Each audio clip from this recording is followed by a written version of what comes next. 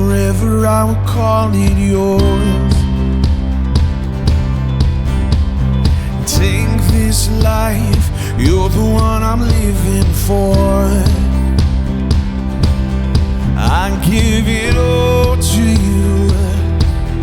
I give it all to you. Love so great, taught my heart to beat again. God, your praise will ever be upon my lips. I give it all to you. I give it all to you. Oh, your love is better than life, better than life, better than life. And your love is better than life, better than life, better than life. So I give it all, give it all, give it all, give it all to you. So I give it all, give it all, give it all, give it all to you, to you, to you. Give it all to you.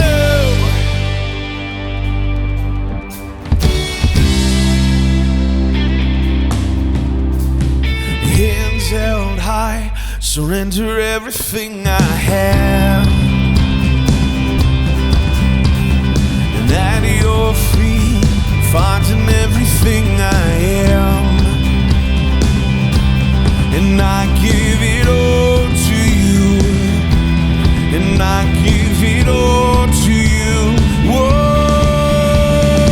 your love is better than life, better than life, better than life. And your love is better than life, better than life, better than life. So I give it all, give it all, give it all, give it all to you. So I give it all, give it all, give it all, give it all to you, to you, to you. Give it all to you.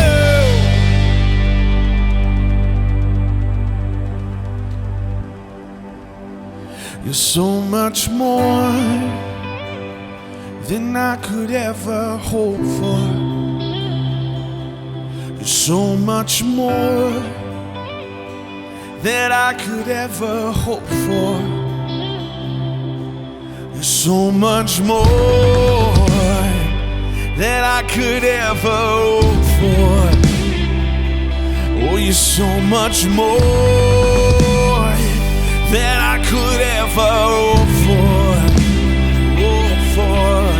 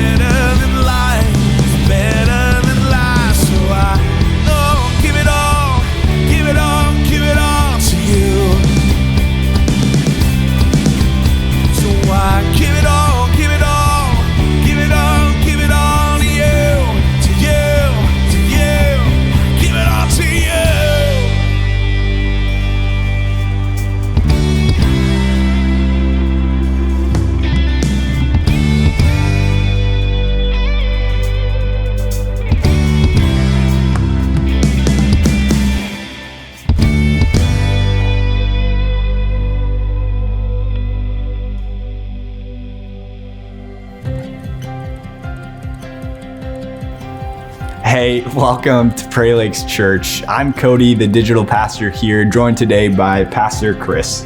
Hey everybody, I'm Prairie Lakes Church's Next Steps pastor, and we are delighted that you're here. We want you to know Prairie Lakes Church is a no-matter church. And what that means simply is that no matter who you are, where you've been, what you've done, or what's been done to you, we believe that God loves you. And you can look for God here.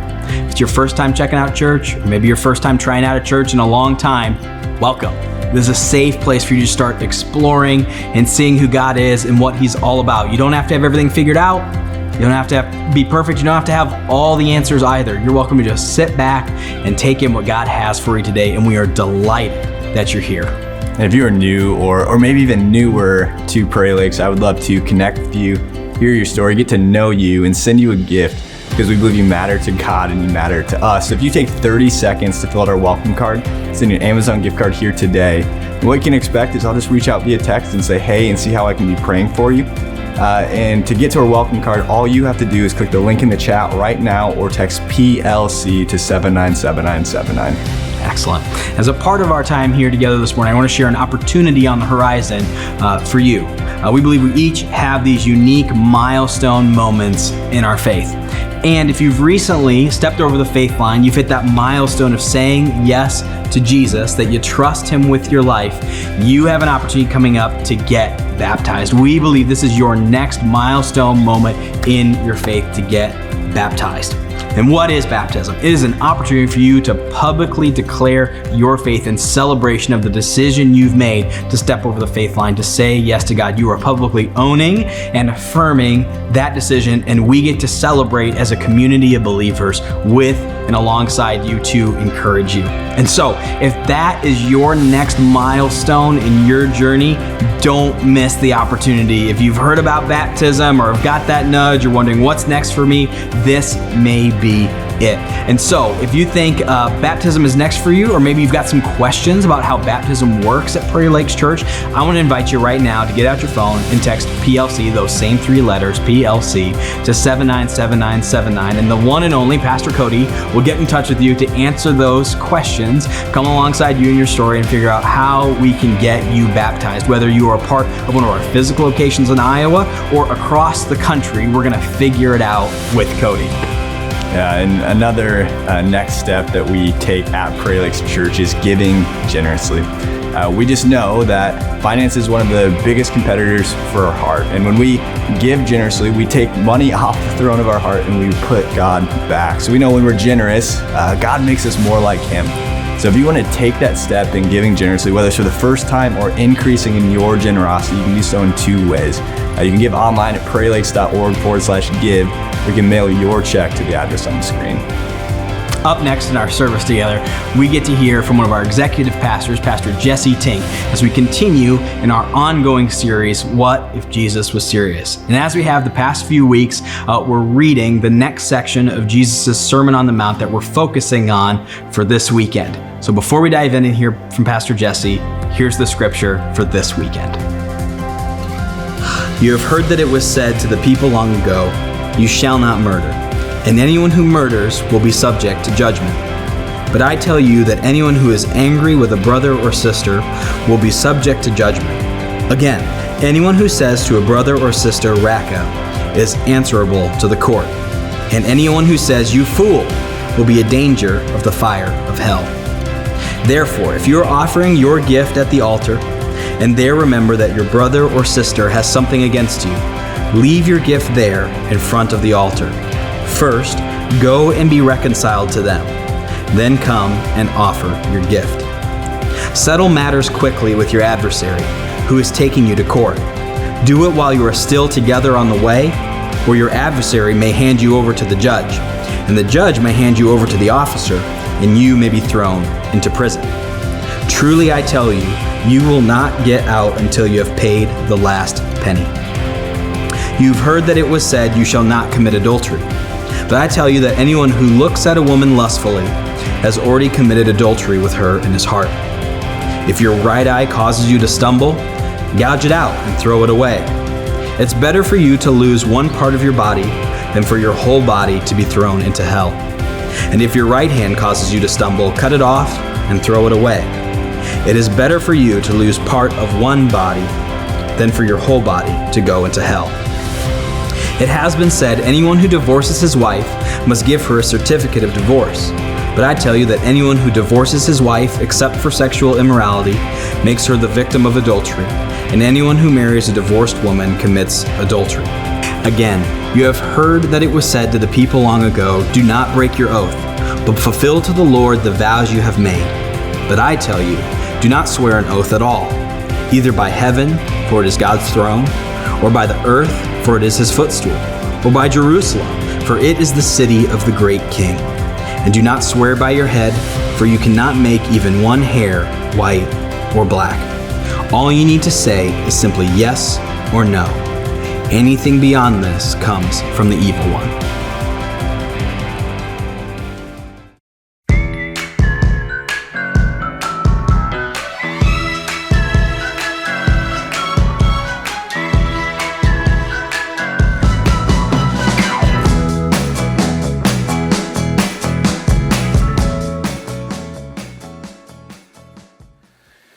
Hey, it's been said that the hardest person to lead is yourself.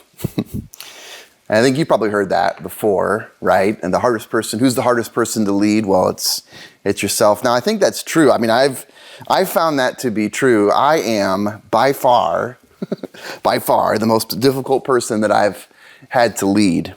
And unfortunately, the news, for me at least, doesn't get better from there. It gets worse. I think I'm also just plain difficult to lead, period. Period. Whether it's me trying to lead myself or some other sucker who drew the short straw and has to try and take a crack at it.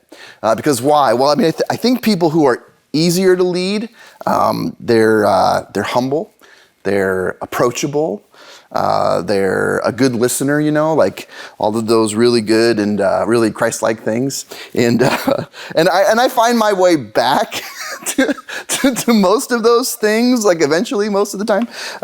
But a lot of the time that's not where I start when I'm being led. Instead, I usually start with either skepticism or pushback or maybe challenge. And if you're going to lead me, you got to kind of labor with me through some of that. And I got to see that you're willing to kind of go to the mat with me on some things, or I can be pretty quick to dismiss you. At least at my worst, I'm kind of like that. But if you are willing to do that for me, get a little bit uncomfortable, maybe, here's what I found. And maybe this is true of you as well. The place where I feel the most uncomfortable, especially as someone's trying to lead me, that place is often the place with the most growth potential. Okay? It's when an assumption that I've made gets questioned by someone who's trying to lead me in a different direction. It's uncomfortable, but sometimes there's something there, or a blind spot that I have gets revealed by someone. It's uncomfortable, but maybe there's something valuable there. It's when a perspective that I've previously dismissed is presented in a way that I'm forced to reconsider, or it's when someone has the courage to call me out on something, but they do it in a way that feels like they're more for me than against me. It's in those places where I feel the most, in the moment anyways, the most uncomfortable, that I found often offer the most growth potential for me. And to me, I don't know if this is like this for you, but that's how I'm experiencing this series that we've been in for the last couple of weeks. We're just looking at Jesus' Sermon on the Mount, and we're doing that in a series that we're calling What If Jesus Were Serious? What if Jesus were serious? And as a supplemental resource to the series, a lot of us are reading this book by the same name, written by a guy named Skye Jethani. And we're just discussing it every week in small groups. But this weekend, I think, is going to be one of those potentially uncomfortable weekends, but also a potentially high growth opportunity. Because Jesus is going to say some pretty uncomfortable things in the part of his sermon that we're looking at this week. For example, Jesus is going to say, "But I tell you that anyone who is angry with a brother or sister will be subject to judgment. And again, anyone who says to a brother or sister, raka," which is a term of contempt, we'll talk more about that, is answerable to the court. And anyone who says, you fool, will be in danger of the fire of hell. Kind of an uncomfortable thing for him to say. But he goes on, right? He goes on. You've heard that it was said, you shall not commit adultery. But I tell you that anyone who looks at a woman lustfully has already committed adultery with her in his heart. That's kind of uncomfortable. He doesn't stop there. He says, if your right eye causes you to stumble, gouge it out and throw it away. Okay. It's better for you to lose one part of your body than for your whole body to be thrown into hell. And he continues the list here. And if your right hand, I don't know, are right-handed, right eye dominant people more prone to sin? I'm not sure. But like if your right hand causes you to stumble, cut it off and throw it away. It's better for you to lose one part of your body than for your whole body to go into hell. Okay. Okay. Those are some uncomfortable verses, right? Imagine what it would have been like to be there on that mountainside, hearing Jesus say all of these things in what I imagine is probably rapid succession in real time, because it's boom, just like one after the other, one after the other. The hits keep on coming. Jesus says, sure, you might not be a murderer, but how many people have you eviscerated in your heart? Who do you harbor and justify anger towards? And do you think that's okay? Do you think God thinks that's okay? And then he says, if you've got contempt for someone, that word raka, it actually is it's a derivation of a sound, like the sound that you raka as you go to spit, right? Who are you holding contempt? Who would you just spit on? Do you think that's okay? You know what? According to Jesus, that's just as bad as breaking the law of the land. Or hey, don't just pat yourself on the back for not having an affair. If you're looking lustfully, you're having an affair in your heart. Those are all super uncomfortable to hear. They really are. It's not the kind of like, hey, come back next week for part 2 of the series, right? It's not one of those. Not many returning visitors, I think, for that one. And so you know what I wish in moments like these where we're like talking about like very uncomfortable things or uncomfortable, maybe difficult to understand parts of Scripture. I wish that there were such a thing as thought bubbles, like in real life. Like we could all visually see each other's wheels turning and how we're trying to make sense of what Jesus is saying. Now, I don't know this for a fact, but if I'm guessing, I think our thought bubbles probably would fall into one of 2 categories, okay? I think some of us would hear those uncomfortable things and our thought bubble would maybe read something like, that's right. That's right. And you know what? It's good that we're finally getting serious about sin around here, right? So we're finally going to preach a message about it's about time. And you know what? It's too bad that so-and-so's not here to see it, right? Or the so-and-so group of people aren't here to hear it from the horse's mouth, right? Those of us in this category, we don't really feel uncomfortable at all when we read some of these things that Jesus said because we're so preoccupied with that other person or that other group of people who probably should feel uncomfortable. Now, others of us, we don't really fit in. Our thought bubbles aren't really along those lines, but instead they go more in a different direction, like maybe into a little bit of insecurity or a little bit of fear, maybe confusion. Our thought bubbles would read something like, Jesus really said that? And that's in the New Testament, not the Old. And is that what he really meant? Does he really want a bunch of one-eyed, one-handed people in heaven? And then how does that square up with some of the other things Jesus says, like love and grace and mercy and forgiveness and all those other things that I kind of like? I get angry sometimes, or I've looked a little too long sometimes. Am I going to hell for that? Now, I don't know if you fit into either of those 2 categories neatly, or if more likely maybe your thoughts and feelings fall, somewhere in between those 2 as you're confronted with what Jesus is saying here. But either way, here's what I think is true. I think we tend to either give ourselves a break and condemn others. Or we lean a little bit more towards giving ourselves a black eye and condemn ourselves on the basis of our behavior as we look at Jesus' words like this, right? We either kind of condemn others or we condemn ourselves. We give others a black eye or we give ourselves a black eye. And we do that on the basis of our behavior. We have a tendency, I think, to lean one way or the other.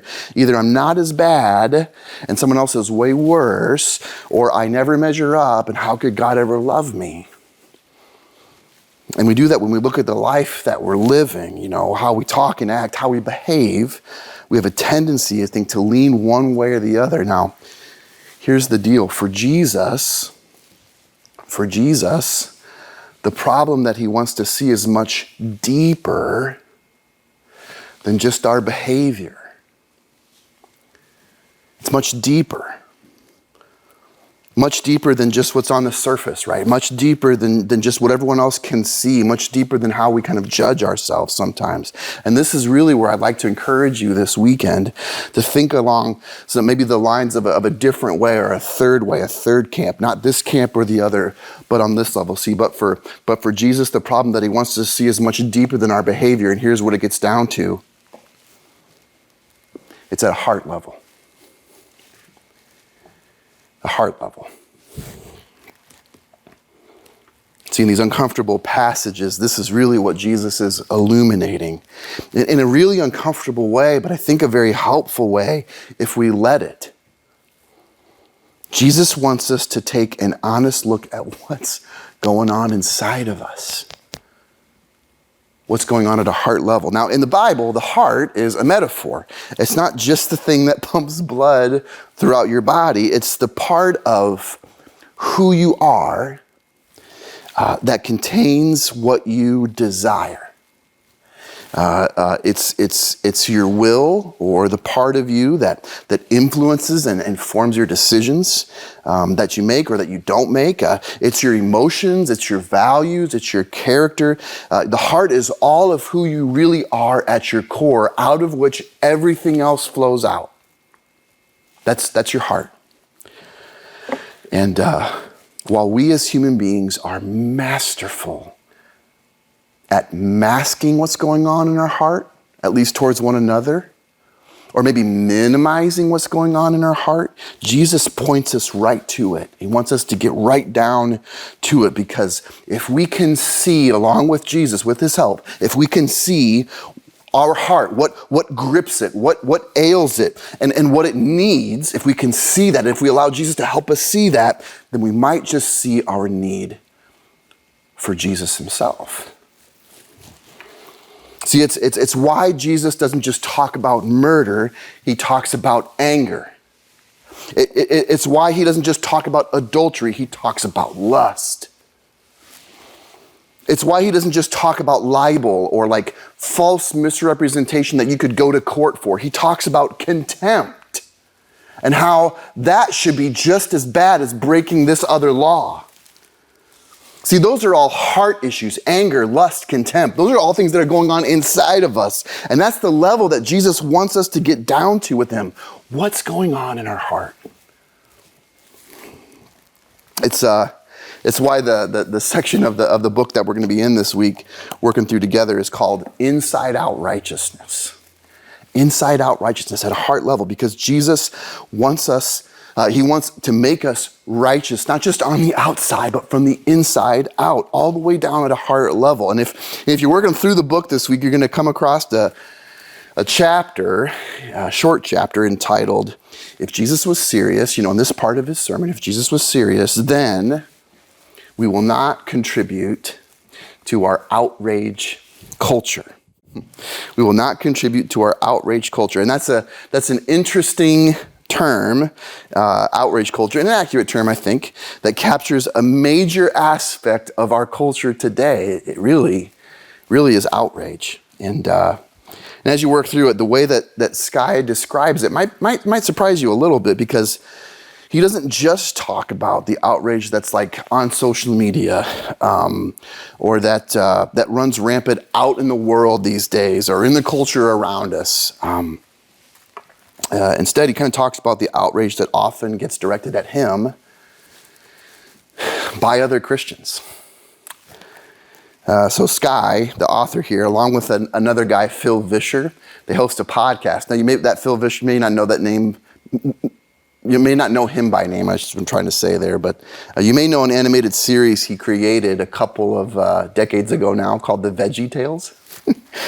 And Sky and Phil host this podcast called The Holy Post. And here's what Sky's going to share in this chapter about it. He says, it seems like our entire culture, including the church, is addicted to outrage.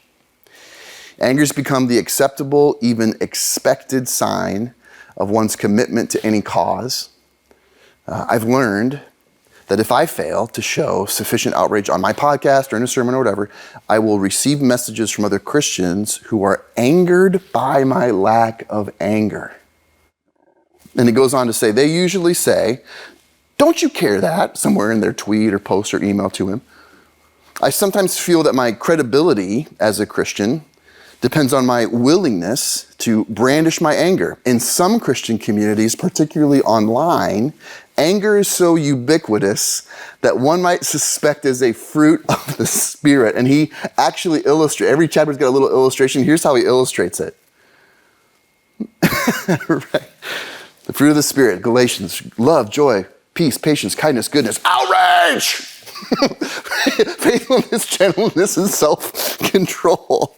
That's what it feels like to him. And he'll go on to hypothesize a little bit of why this culture of outrage, from his perspective, has infiltrated the church. And his guess is that it might have something to do with like a felt loss or a perceived loss of cultural significance. Like Christians aren't as culturally significant as they once were. And maybe we feel that way because society increasingly reflects values that differ or that go against ours.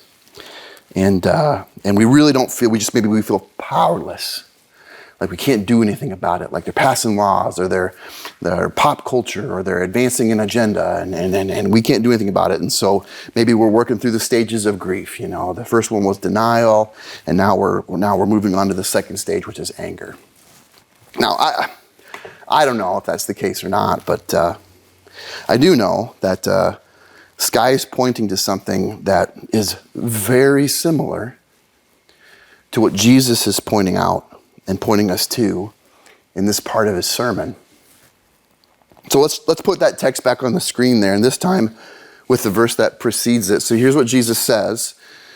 You've heard that it was said to the people long ago, you shall not murder, quote, you shall not murder, and anyone whose murders will be subject to judgment, unquote. That's one of the 10 commandments, written millennia before Jesus came to the earth. But I tell you, this is Jesus speaking, I tell you that anyone who's angry with a brother or sister will be subject to judgment. He's not equating murder and anger. He's not saying those are the same things, but he's saying we have a tendency to really agree that murder is really bad and that should be punished. Jesus is saying, why do you treat anger all that differently when it's not? He goes on to say, again, anyone who says to a brother or sister, raka, holding someone in contempt, is answerable to the court. It should be seen as illegal. And anyone who says, you fool, will be in danger of the fire of hell. We have a tendency sometimes to think that outrage, a culture of outrage, somehow came on the scene with the advent of social media. Like things were great before. Nobody ever fought ever over anything. But a culture of outrage is exactly what Jesus is confronting here 2,000 years ago. And I think there's a progression here that we could probably outline, because here's what Jesus is essentially saying. He's going to say, if you will let anger remain in your heart, if you let it stay there, eventually that turns into contempt that grows in your heart. And if that goes unchecked, eventually it's going to be malice expressed from your heart. And if we were to make these less kind of theological and we made them more relational, because Jesus is talking about how this worked out in relationships, here's what this might sound like, okay? I'm mad at you. I'm going to continue to be mad at you to the point where I'm not going to really value you, or I'm not going to value you as much as I did, maybe not at all. And if that just continues to go, I'm going to treat you however I want. I'm going to treat you like you deserve, which is very little. And this right here, this is the playbook for a culture of outrage. There it is. There it is. In our world today, anger is a right. It is. I have a right to my own opinion, or I have a right to free speech, usually means I have a right to be angry with whoever I want to be angry with, and I have a right to express that anger as long as it doesn't break any laws of the land. I can express that however I want. But you know what? Don't just stop there. Let that anger simmer and grow so that it turns into contempt. Contempt towards those who you were angry with. Make them into something less than who they are. And who are they? That's a pretty important question. Who are they? These people that we get angry, who are they? Well, they're human beings that God created in his image. Now, they may not be living in accordance with that image, but nevertheless, that's who they are. They were human beings created in God's image. God created them, and people that Jesus considered so precious that he gave his very life so that they might be saved. But no. Make them a lot less than that, right? Because really what they are is stupid, or they're morons, or they're idiots, or they're fools, you know. A dangerous cancer to society, worthy of nothing more than being called out for who they are. That's the playbook. That's the playbook. I mean, entire media outlets are built on that playbook. Entire media outlets. Twitter and Facebook would wither up and die if this wasn't true. Without a steady stream of this, right? And that's what's so ironic about this, okay? Because we think that social media is the problem. No. Social media just magnified it. It just illuminated it, right? If what was going on in the human heart was awesome, social media would be awesome because social media is a reflection of society. And even some Christian pastors, writers, speakers, they are cashing in on this. They'll deal in anger because what they know is that there's a never-ending appetite for it. I mean, if they justify anger towards someone and they bless contempt towards someone, what they're going to get in return is a loyal follower, a loyal giver, and a loyal promoter. Culture of outrage, right? Now, some of you might be wondering, okay, I get that, but when is anger okay, you know? Like, aren't there some things we should be angry about? Is anger always a heart problem? I mean, isn't there such a thing as righteous anger? Yes, yeah. Yes, there is, right? There are absolutely some things that should anger us. Injustice should anger us. Abuse and neglect should anger us. Mistreatment of the poor or the marginalized or the foreigner should anger us. Promoting sexual immorality should anger us. All of these things that the Bible said anger God should also anger us. So no, is anger always a heart problem? No, it's not.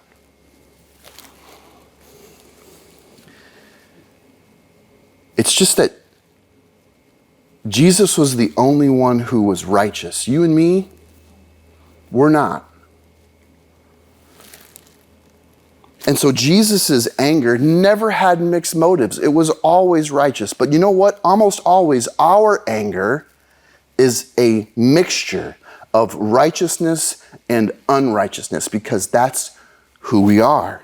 And so the question really is, how do I know? How do we know if our anger is actually a heart problem? Here's how you know. Your anger is a heart problem if it pushes you towards contempt rather than concern.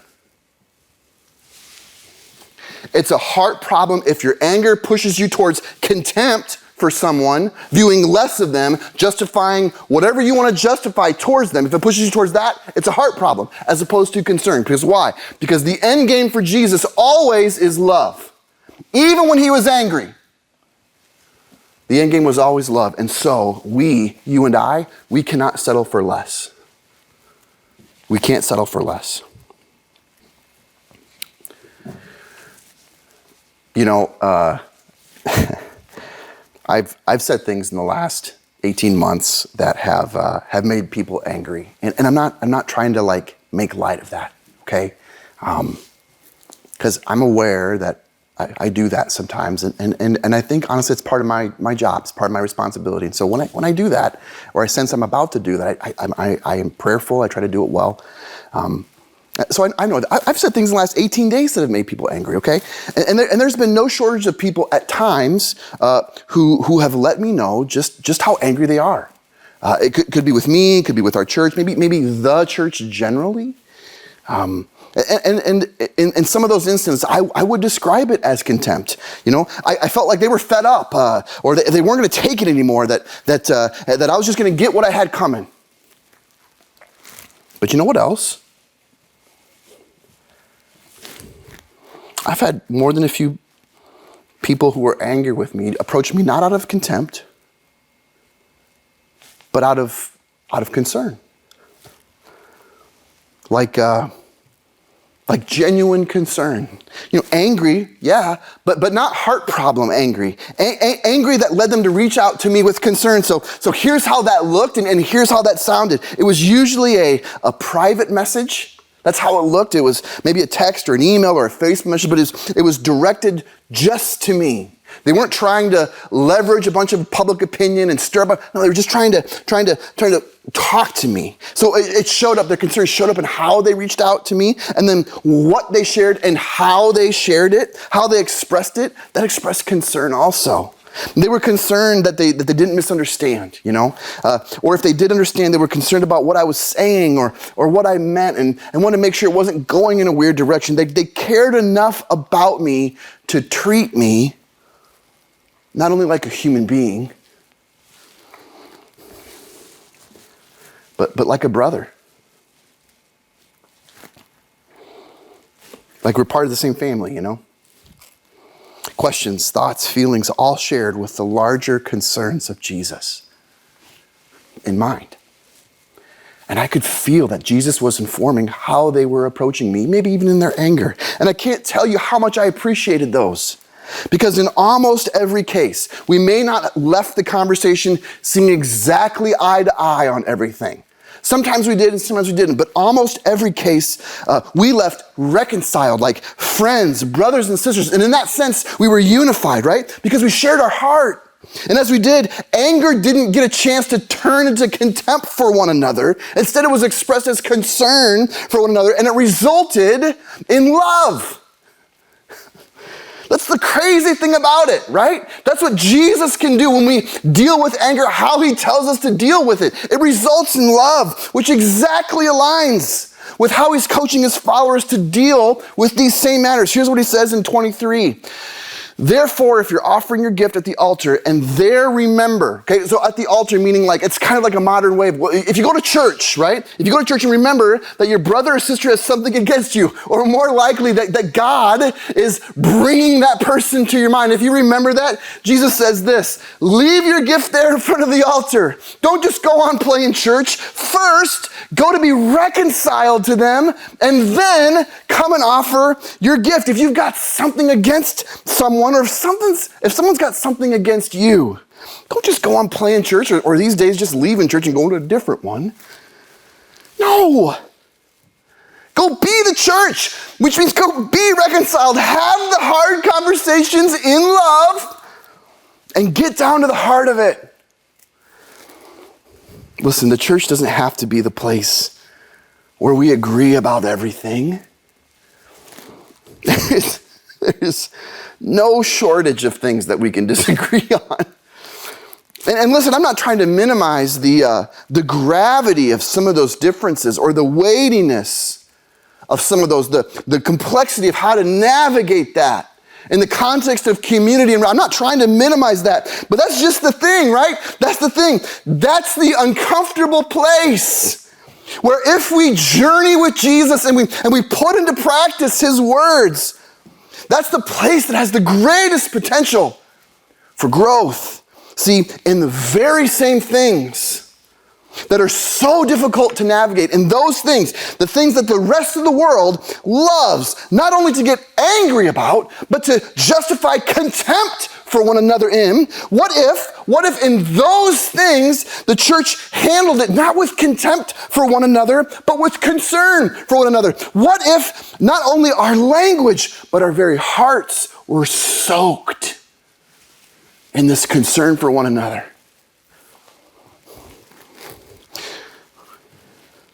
What if the puppet strings of contempt found no attachment in the church?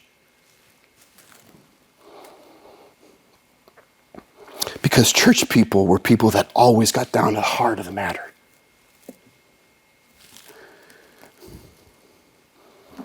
What if we allow Jesus to examine our heart and to reveal any sort of anger that was standing in the way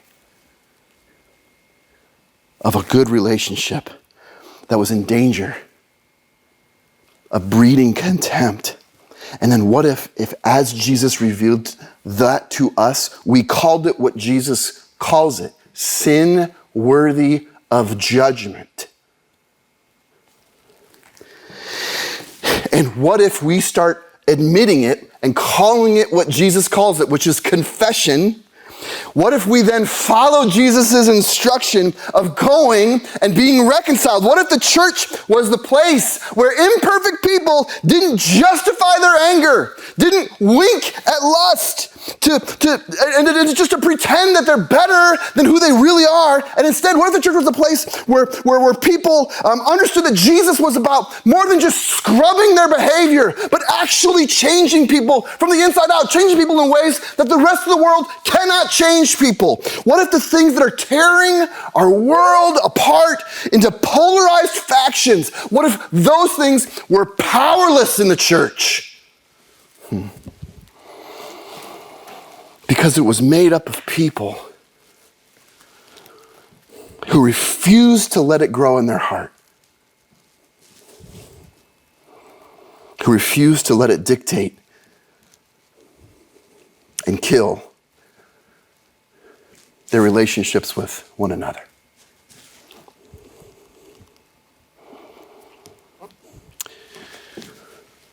What if everyone was as precious in our eyes as they are to Jesus? And because of that, what if we fight through our own anger to fight for someone's heart?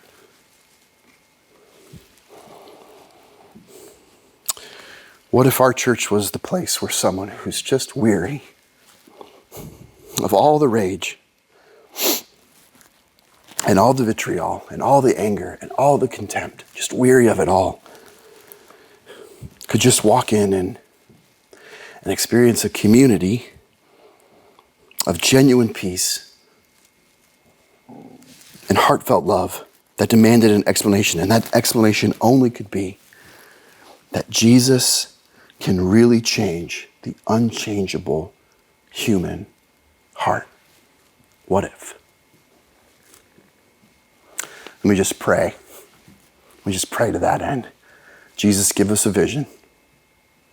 Give us a vision for what it would be like if we let you get down to our heart. Give us a vision. Let your word this week from your sermon seep down into that very heart of ours.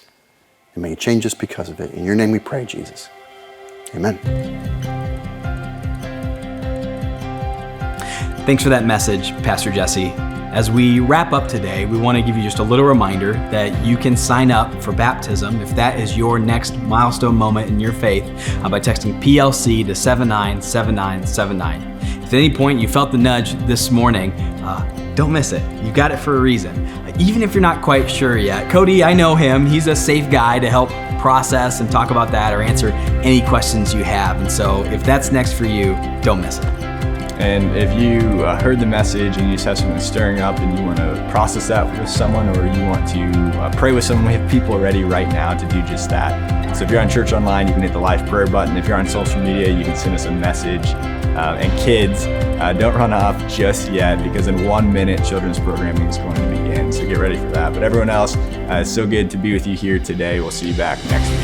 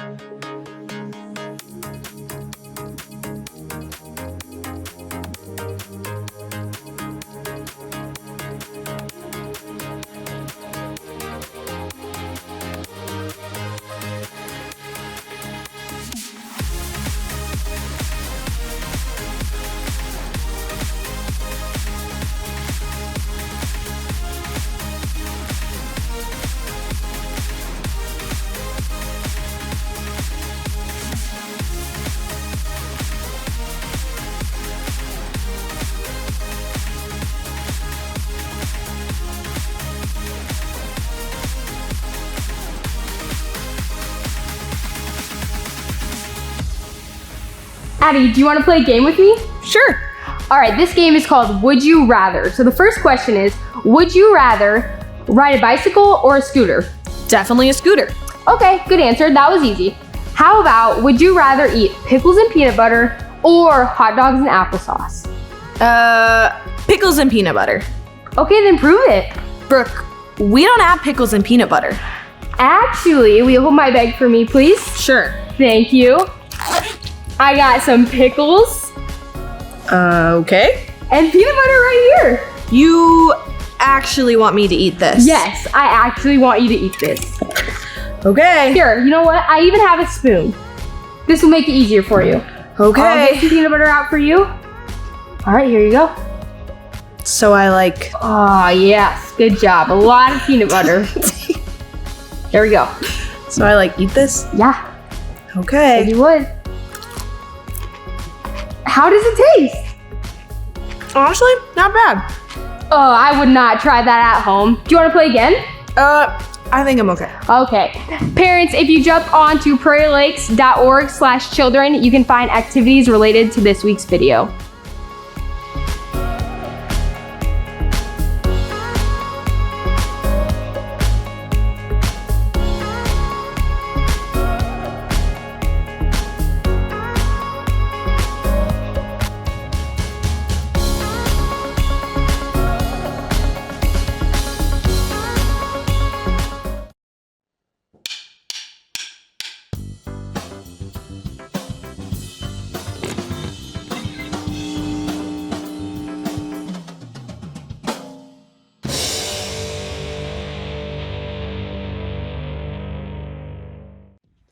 What's your favorite kind of cookie to make? I'm a big fan of gingerbread. I love turning out the exact same shape over and over and over and over. You don't even have to be an artist to make gingerbread cookies come out just right. But the best works of art don't come from a mold. They're unique, original, one of a kind. And the greatest work of all time is you. God made you to reflect a little bit of who He is to the world around you. But He made you to reflect Him in a way that's entirely different from your brother, your mom, your neighbor, or even that popular kid at school. God made only one you, and He made you on purpose. No one else in the entire world can fill that perfect spot He crafted just for you. And when you discover who God made you to be, you can make a greater difference in this world than you could ever imagine. That's why individuality is an amazing way to worship God with your life. Because worship is about more than just singing loud. It's all about living loud.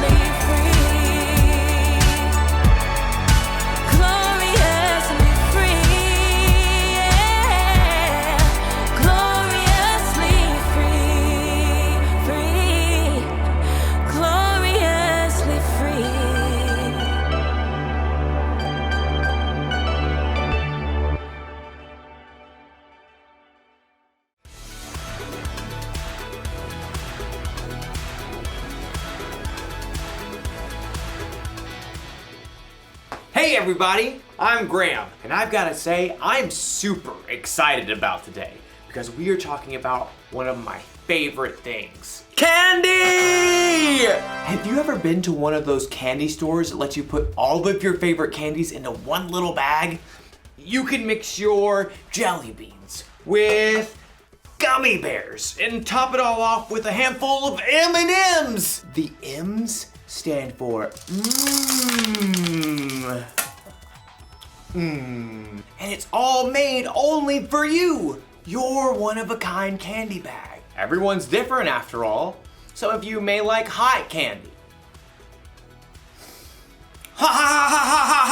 Or maybe sour's your way to go.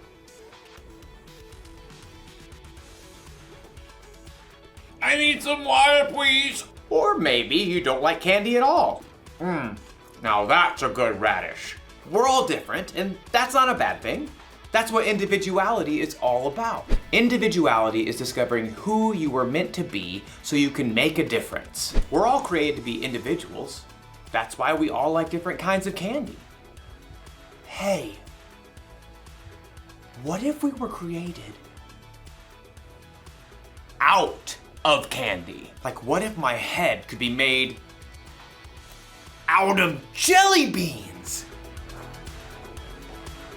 And maybe some peppermints for eyes. Yeah.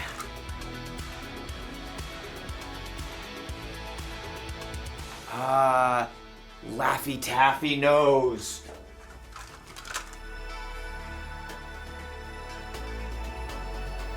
Twizzler mouth. Twizzler? Twizzler? And of course, some hair. Looks just like me.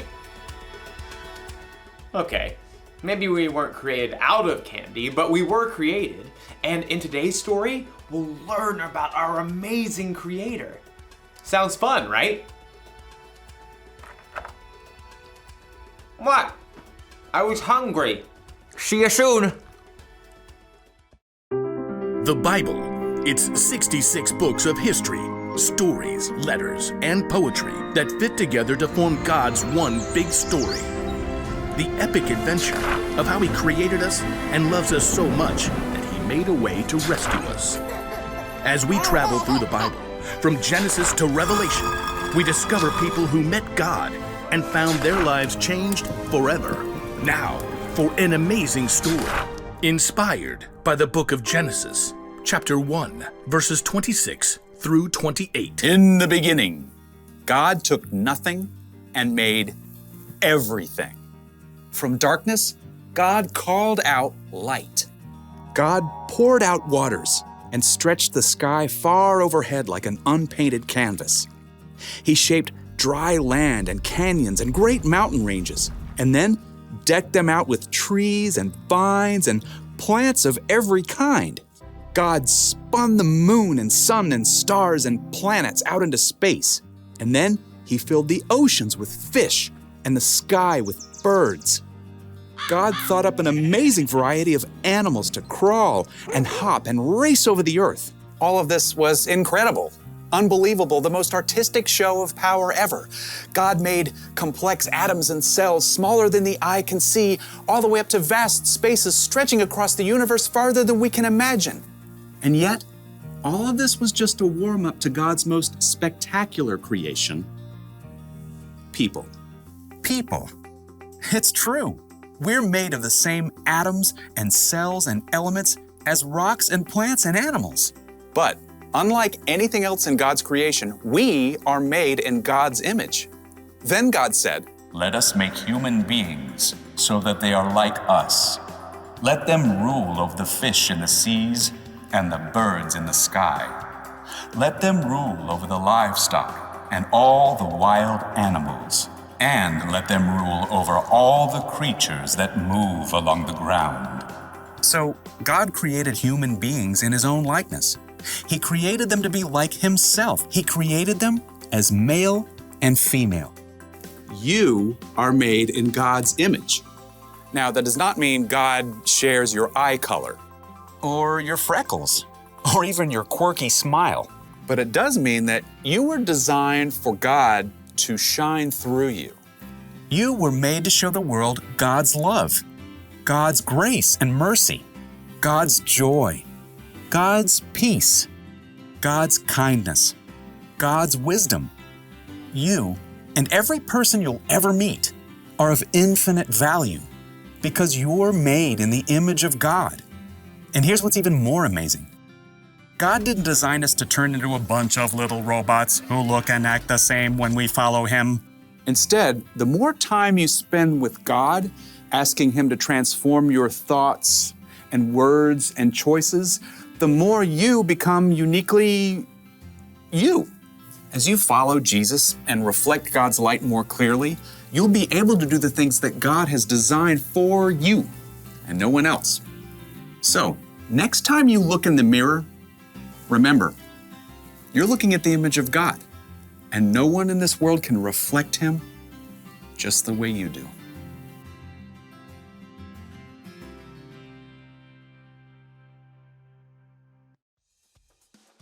When God created the world, He saved the best for last.